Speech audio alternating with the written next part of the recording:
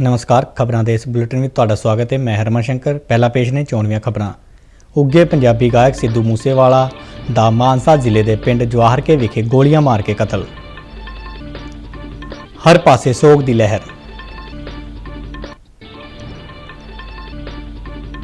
प्रधानमंत्री नरेंद्र मोदी ने कहा कि कोरोना महामारी ने सानू सारिआं नू जीवन विच सेहत की महत्ता तो जाणू करवाया है। मन की बात प्रोग्राम में प्रधानमंत्री ने कहा कि स्टार्टअप न्यू इंडिया की भावना को प्रदर्शित कर रहे हैं।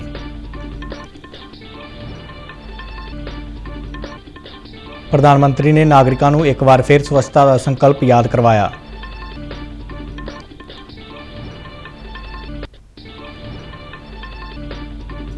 प्रधानमंत्री नरेंद्र मोदी 31 मई को हुण तक के सब तो वड्डे प्रोग्राम गरीब कल्याण सम्मेलन राहीं 16 स्कीमां के लाभपात्रियों नाल गलबात करनगे। भलके प्रधानमंत्री वालों PM केयर्स फॉर चिल्ड्रन योजना तहत सुविधावां जारी कीतियां जाणगियां।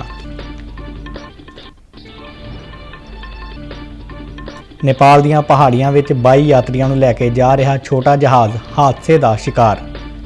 जहाज़ विच 4 भारतीय भी सवार सन।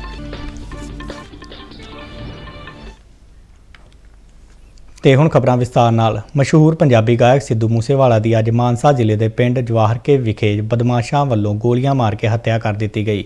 दस्सिया जा रहा है कि सिद्धू मूसेवाला अज अपने पिंड मूसेवाला तो मानसा लई गड्डी विच सवार होकर निकलिया अते जवाहर के पिंड नेड़े गड्डी ते हमला हो गया।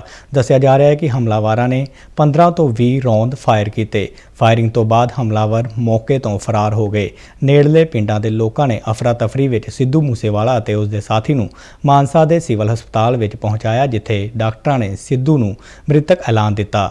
जिक्रयोग है कि सूबा सरकार ने एक दिन पहला ही सिद्धू मूसेवाला समेत पंजाब के 424 अहम व्यक्तियों की पुलिस सुरक्षा विच कटौती कर दी सी। सिद्धू मूसेवाला की हत्या तो बाद सुरक्षा कटौती नूं लैके नवे सिरे तो सवाल खड़े हो गए ने। सिद्धू मूसेवाला की मौत की खबर सुन के हर पासे सोग की लहर दौड़ गई। सिद्धू मूसेवाला का असल नाम शुभदीप सिंह सिद्धू सी, पर उसनूं गायकी की दुनिया में सिद्धू मूसेवाला वजों ही जानिया जाता सी। इस बार कांग्रेस पार्टी ने सिद्धू मूसेवाला नूं मानसा तो अपना उम्मीदवार ऐलानिया सी, पर वह आम आदमी पार्टी के विजय सिंगला तो हार गए सन। भारतीय जनता पार्टी के कौमी आगू संबित पात्रा ने सिद्धू मूसेवाला की मौत की दिल्ली के मुख्यमंत्री और आम आदमी पार्टी के कौमी कन्वीनर अरविंद केजरीवाल और राघव चड्ढा को जिम्मेवार ठहराया है। एक प्रेस कॉन्फ्रेंस दौरान उन्होंने कहा कि पंजाब की भगवंत मान सरकार दिल्ली तो चलती है। जो पंजाब नूं नहीं जानते तो वो दिल्ली विच बैठ के रिमोट कंट्रोल नाल सरकार चला रहे हैं।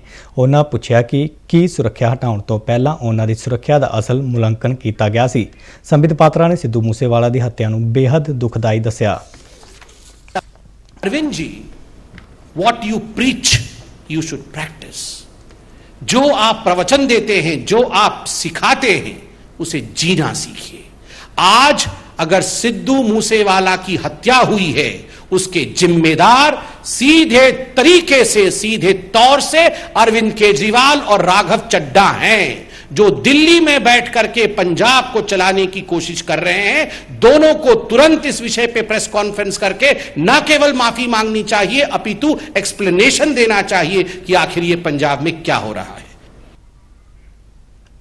सूचना ते प्रसारण मंत्री अनुराग ठाकुर ने सिद्धू मूसेवाला की बेरहम हत्या ते डूंगे दुख का इजहार किया है। अपने ट्वीट में उन्होंने कहा कि पंजाब के उगे गायक सिद्धू मूसेवाला जी की बेरहम ते कायराना हत्या बेहद दुखदाई है और इस घटना की जिन्नी भी निंदा की जाए वह घट है।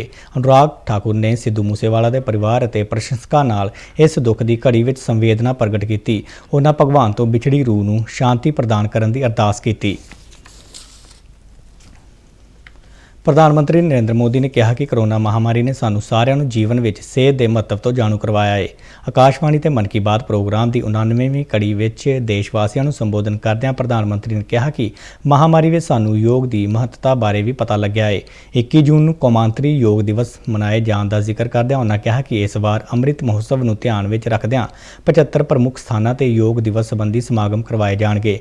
प्रधानमंत्री ने देशवासियों नूं योग दिवस उत्साह नाल मनाउण की अपील की। अगले महीने 21 जून को हम 8वां अंतर्राष्ट्रीय योग दिवस मनाने वाले हैं।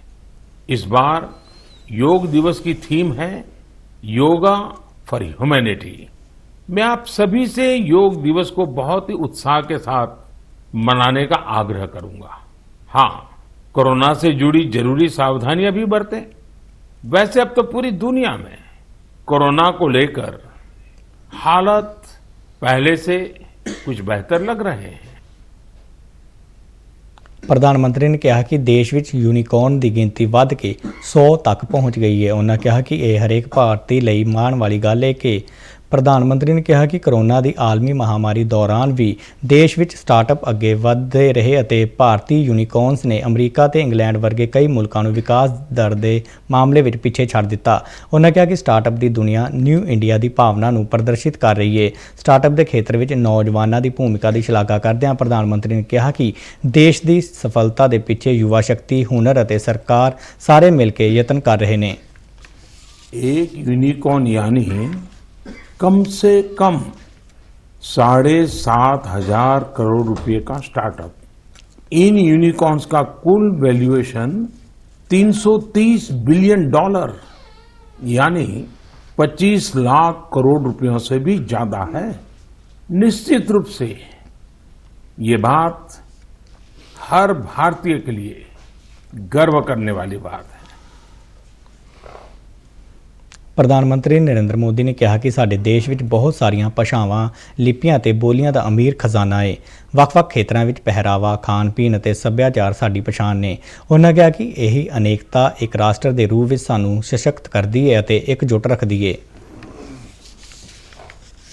साथियों, हमारे देश में कई सारी भाषाओं, लिपियां और बोलियों का समृद्ध खजाना है।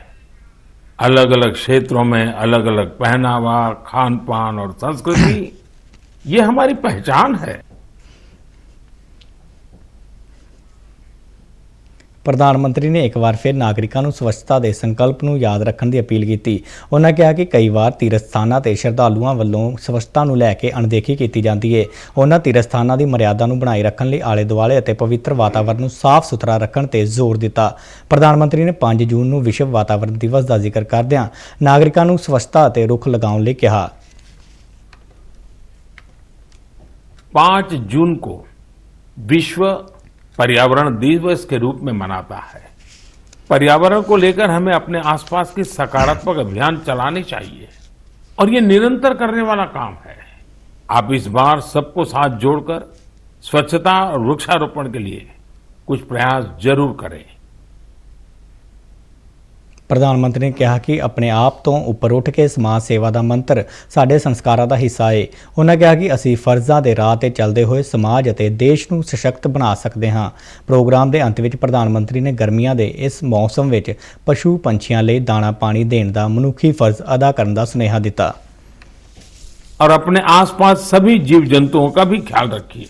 गर्मियों के इस मौसम में आप पशु पक्षियों के लिए खाना पानी देने का अपना मानवीय दायित्व भी निभाते रहें, ये जरूर याद रखिएगा। ਪ੍ਰਧਾਨ ਮੰਤਰੀ ਨਰਿੰਦਰ ਮੋਦੀ ਆਜ਼ਾਦੀ ਕਾ ਅੰਮ੍ਰਿਤ ਮਹੋਤਸਵ ਜਸ਼ਨਾਂ ਦੇ ਹਿੱਸੇ ਵਜੋਂ 31 ਮਈ ਨੂੰ ਸ਼ਿਮਲਾ ਵਿੱਚ ਹੋਣ ਵਾਲੇ ਗਰੀਬ ਕਲਿਆਣ ਸੰਮੇਲਨ ਦੌਰਾਨ ਭਾਰਤ ਸਰਕਾਰ ਦੀਆਂ ਵੱਖ-ਵੱਖ ਕੋਈ 16 ਸਕੀਮਾਂ ਦੇ ਲਾਭਪਾਤਰੀਆਂ ਨਾਲ ਗੱਲਬਾਤ ਕਰਨਗੇ। ਨਰਿੰਦਰ ਮੋਦੀ ਦੇਸ਼ ਭਰ ਤੋਂ ਇਹਨਾਂ ਲਾਭਪਾਤਰੀਆਂ ਨਾਲ ਵੀਡੀਓ ਕਾਨਫਰੰਸਿੰਗ ਰਾਹੀਂ ਜੁੜਨਗੇ। ਇਸ ਸਮਾਗਮ ਦੌਰਾਨ ਪ੍ਰਧਾਨ ਮੰਤਰੀ ਕਿਸਾਨ ਸਨਮਾਨ ਨਿਧੀ ਯੋਜਨਾ ਦੀ 11ਵੀਂ ਕਿਸ਼ਤ ਵੀ ਜਾਰੀ ਕਰਨਗੇ, ਜਿਸ ਦੌਰਾਨ ਲਾਭਪਾਤਰੀਆਂ ਦੇ ਖਾਤੇ ਵਿੱਚ 21,000 ਕਰੋੜ ਰੁਪਏ ਦੀ ਰਕਮ ਸਿੱਧੀ ਟ੍ਰਾਂਸਫਰ ਕੀਤੀ ਜਾਵੇਗੀ।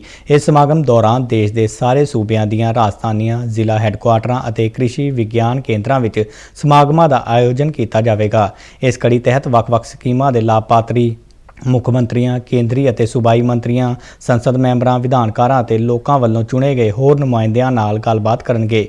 ਵੱਖ-ਵੱਖ 16 ਸਕੀਮਾਂ ਵਿੱਚੋਂ ਕਈ ਅਜਿਹੀਆਂ ਸਕੀਮਾਂ ਨੇ ਜਿਨ੍ਹਾਂ ਦੇ ਕਰੋੜਾਂ ਅਤੇ ਕਈਆਂ ਦੇ ਤਾਂ 10 ਕਰੋੜ ਤੋਂ ਵੱਧ ਲਾਭਪਾਤਰੀ ਨੇ। ਇਹਨਾਂ ਲਾਭਪਾਤਰੀਆਂ ਦੀਆਂ ਸਭ ਸਮੱਸਿਆਵਾਂ ਦੀ ਸੁਣਵਾਈ ਕੀਤੀ ਜਾਵੇਗੀ, ਜਿਨ੍ਹਾਂ ਵਿੱਚ ਹਾਊਸਿੰਗ, ਪੀਣ ਵਾਲੇ ਪਾਣੀ ਦੀ ਉਪਲਬਧਤਾ, ਭੋਜਨ, ਸਿਹਤ ਅਤੇ ਕੁਪੋਸ਼ਣ, ਰੋਜ਼ੀ ਰੋਟੀ ਅਤੇ ਵਿੱਤੀ ਸ਼ਮੂਲੀਅਤ ਆਦਿ ਸ਼ਾਮਲ ਨੇ।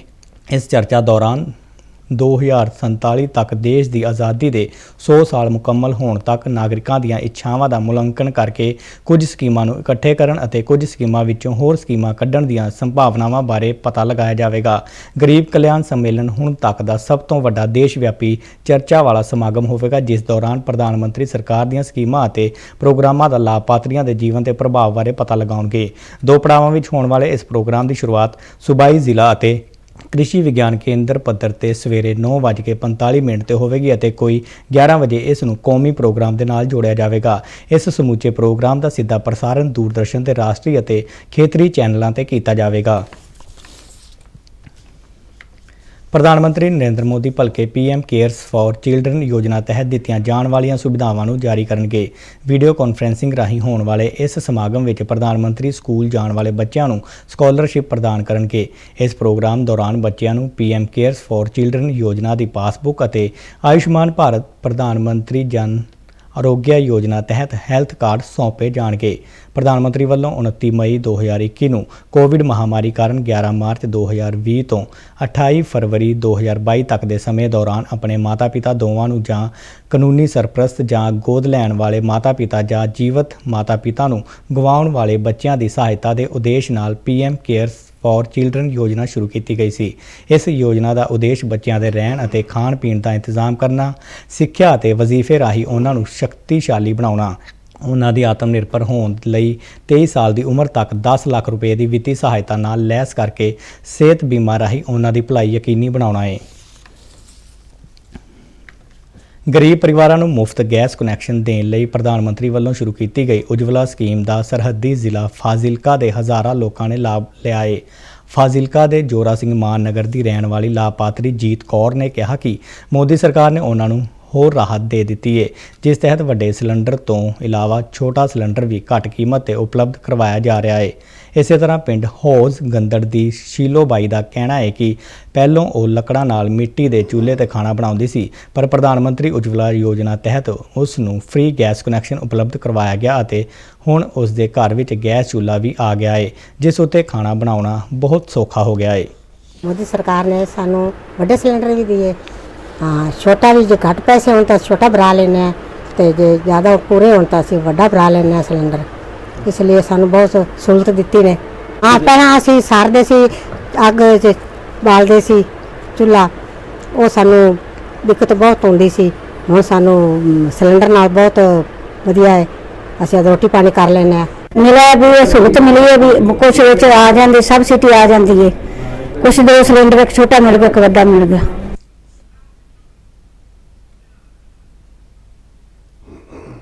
भारत सरकार वालों शुरू की गई पोषण स्कीम नवजन्मे बच्चों, महिलावां और गर्भवती औरतों लिए बेहद लाहेवंद साबित हुई है। पोषण स्कीम तहत ਵੱਖ-ਵੱਖ पिंडां, आंगनवाड़ी सेंटरां, स्कूलों और सत्थां ते जाके चंगी सेहत और खुराक बारे जानकारी दी जाती है। पोषण स्कीम मानसा जिले में भी पूरी सफलता नाल चलाई गई। इस स्कीम की लाभपात्री सरबजीत कौर, प्रिया और आंगनवाड़ी वर्कर दलजीत कौर ने दस्सिया कि किवें इस स्कीम नाल औरतां दी सेहत दे नाल जीवन विच भी सुधार आया है।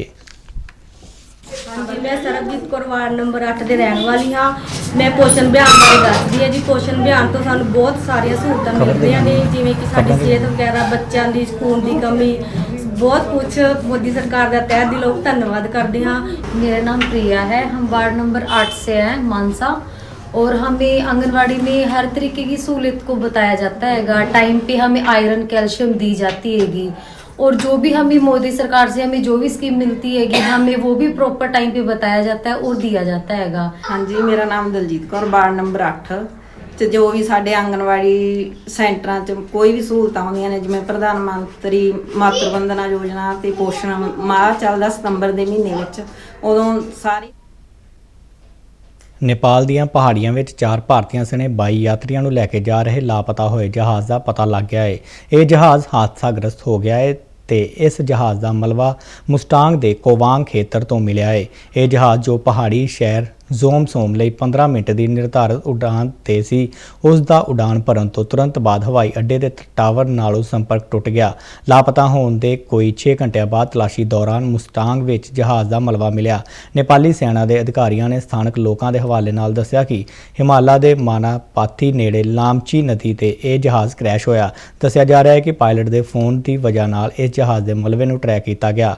ਇਸ ਜਹਾਜ਼ ਵਿੱਚ 4 ਭਾਰਤੀ ਨਾਗਰਿਕ, 3 ਜਾਪਾਨੀ ਅਤੇ 13 ਨੇਪਾਲੀ ਨਾਗਰਿਕ ਸਵਾਰ ਸਨ। ਲਾਪਤਾ ਹੋਏ ਇਸ ਜਹਾਜ਼ ਵਿੱਚ ਸਵਾਰ ਭਾਰਤੀਆਂ ਵਿੱਚ ਅਸ਼ੋਕ ਤ੍ਰਿਪਾਠੀ, ਤਨੁਸ਼ ਤ੍ਰਿਪਾਠੀ, ਰਿਤਿਕਾ ਤ੍ਰਿਪਾਠੀ ਤੇ ਭੈਵਵੀ ਤ੍ਰਿਪਾਠੀ ਸ਼ਾਮਲ ਨੇ।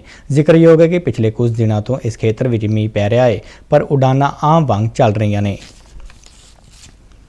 ਖਬਰਾਂ ਦੇ ਬੁਲਟਨ ਸਾਡੇ ਦਰਸ਼ਕ RNU DDK ਜਲੰਧਰ ਦੇ YouTube ਚੈਨਲ, Facebook ਪੇਜ ਅਤੇ Twitter ਹੈਂਡਲ ਤੇ ਵੀ ਦੇਖ ਸਕਦੇ ਨੇ। ਤੇ ਇਸ ਦੇ ਨਾਲ ਹੀ ਖਬਰਾਂ ਦਾ ਇਹ ਬੁਲਟਨ ਖਤਮ ਹੋਇਆ। ਮੈਂ ਮਾਸਕ ਲਗਾ ਕੇ ਸਟੂਡੀਓ ਤੋਂ ਬਾਹਰ ਜਾ ਰਿਹਾ। ਬਾਹਰ ਜਾਣ ਵੇਲੇ ਤੁਸੀਂ ਵੀ ਮਾਸਕ ਲਗਾ ਕੇ ਜਾਓ। ਇਜਾਜ਼ਤ ਦਿਓ। ਨਮਸਕਾਰ।